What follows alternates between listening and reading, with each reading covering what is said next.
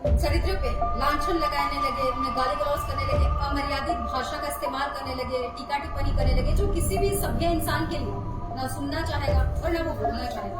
आप जिन महिला के बारे में बोल रहे हैं, उन्होंने जो भी कहा वो अपने समाज के लिए, हक के लिए बोली। हो सकता है उसका लहजा आप लोग अच्छा ना लगा, लेकिन उसे इस तरह से जलील करना, उसकी अस्मिता को तार तार करने की कोशिश करना बोल बोल के, ये बिल्कुल सही नहीं था। मैं इसकी निंदा करता हूँ। अगर कुर्मी समाज अपने हक के लिए आंदोलन कर रहा है, तो निशा भगत या तमाम आदिवासी जो अपने हक के लिए आवाज उठा रहे, वो भी तो फिर गलत नहीं है। सबको जोहार। मैं डॉक्टर बसंती हेम्ब्रम, केंद्रीय संगठन महासचिव, जेल कैंप। अभी हम लोग जानते हैं कि कुर्मी वर्सेस आदिवासी पूरा गहमा गहमी है माहौल। निशा भगत के टर्मिनेशन के बाद ही मुझे आदिवासी सामाजिक और धार्मिक संगठनों ने कॉल किया था, और उन तमाम लोगों का कहना था कि आप लोग आदिवासी समाज के चेहरे हैं और आप लोग जेल कैंप के पदाधिकारी भी हैं, इसमें आप लोगों का स्टैंड क्या है। क्योंकि मैं आदिवासी पदाधिकारी और जो है उनका तो नहीं कह सकती हूँ क्या सोचते हैं, बट मैं अपना ओपिनियन देना चाहूंगी।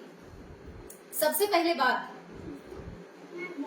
निशा भगत को टर्मिनेशन लेटर डायरेक्टली नहीं देना चाहिए था अनुशासन समिति को, क्योंकि बहुत सारे जेल के पदाधिकारी रहे हैं, चाहे वो सुशील मंडल जी हो, फैजान खान जी हो, या फिर परेशर महतो जी हो, तमाम लोगों के ऊपर आरोप प्रत्यारोप लगे थे, तो उनको सोकोस का नोटिस दिया गया था, उन्होंने स्पष्टीकरण दिया।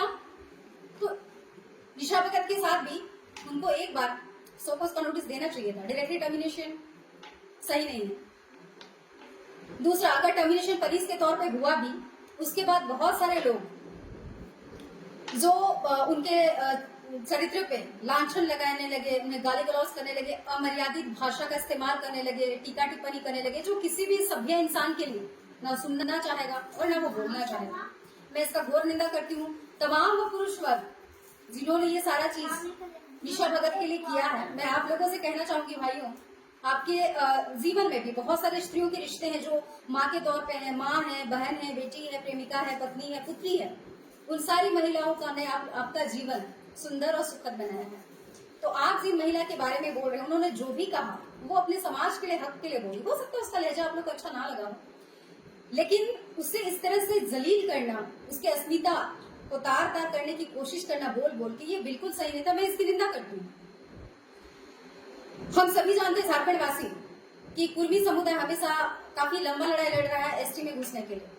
2018 में भी हमारे माननीय सम्मानीय सत्ताधारी सीएम हेमंत सोरेन जी, उन्होंने इस पे भी साइन किया था। हमारे भूतपूर्व मुख्यमंत्री चंपा सोरेन जी, उन्होंने भी साइन किया था। उसके अलावा जितने कुर्मी समुदाय के, वो तो करेंगे, हर कोई अपने समाज के लिए क्यों नहीं करेगा, करना भी चाहिए। तो किन्हीं लोगों ने ये चीज उन लोगों से नहीं पूछा कि आप अपने कम्युनिटी को दरकिनार करके वहां उसमें साइन क्यों कर रहे हैं। तो कहीं ना कहीं वो एक राजनीतिक एजेंडा था, कोई इस बात को ना नहीं कह सकता। लेकिन अगर आज आपसी मतभेद इतना पैदा हो गया है, तो अगर कुर्मी समाज अपने हक के लिए आंदोलन कर रहा है, तो निशा भगत या तमाम आदिवासी जो अपने हक के लिए आवाज उठा रहे हैं, वो भी तो फिर गलत नहीं है। अगर आप अपने हक के लिए लड़ सकते हैं, तो आदिवासी फिर क्यों ना लड़े। बात होती है कि मेरा स्टैंड लेने का, तो हर आदमी इस चीज को कहे या ना कहे, हम जानते हैं कि हर आदमी का पहले खुद आता है, वो फिर परिवार आता है, फिर समाज आता है, फिर राजनीति। समाज ही आईना होता है, उसका पहचान होता है, उसका अस्तित्व होता है। चूंकि मैं आदिवासी बेटी हूँ, तो मैं अपने आदिवासी समाज के साथ हूँ, और जेल कैंप को तहे दिल से धन्यवाद देना चाहती हूँ कि उन्होंने मुझे एक सम्मानीय पद दिया है और मैं उसके लिए काम कर रही हूँ। लेकिन ये क्षण ऐसा है कि इसमें मैं यही कहना चाहूंगी कि ओबीसी से एक कॉलम निकाला जाए और कुर्मी समाज के लिए संवर्धन और संरक्षण के लिए और उनको प्रिमिटिव ट्राइब से चिन्हित किया जाए, ताकि मूलवासी और आदिवासी के बीच इस तरह का घृणा, द्वेष, ईर्ष्या और नफरत ये ना पैदा हो। क्योंकि अगर ये दोनों मूलवासी आदिवासी इस तरह आपस में लड़ मरेंगे, तो फिर तीसरा फायदा उठा ले जाएगा।